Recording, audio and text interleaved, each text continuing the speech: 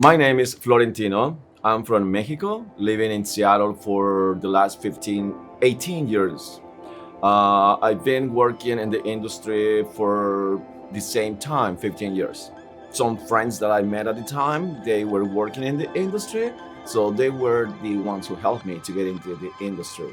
Well, it's been a culture of so many things to learn. Like for example, I found there is little respect for people. Sometimes for people, the being a waiter. Sometimes people think that you are a servant instead of a server.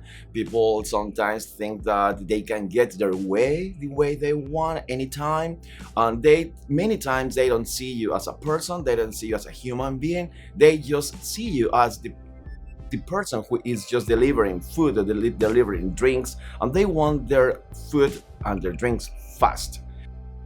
Every time that I work in a restaurant, I feel just right in the middle because I've always worked in front of the house, but I'm part of back of the house because of the language, because of the culture, because of my situation as an immigrant, and most of the times back of the house are immigrants of people of color.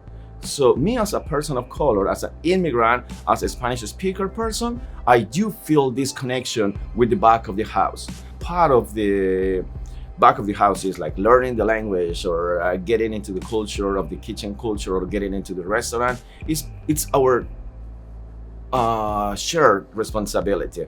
But I think that most of the time people disregard back of the kitchen. There is a lack of sensibility, lack of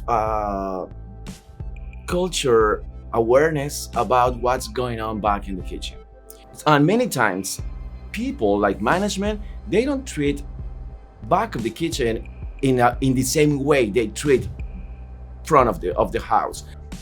Yeah, well, I think that first is getting access to health insurance, getting access to the right wage or the fair wage, getting access to education, having the chance to these restaurants participate with workers in their way to go to school or having education out of the restaurant.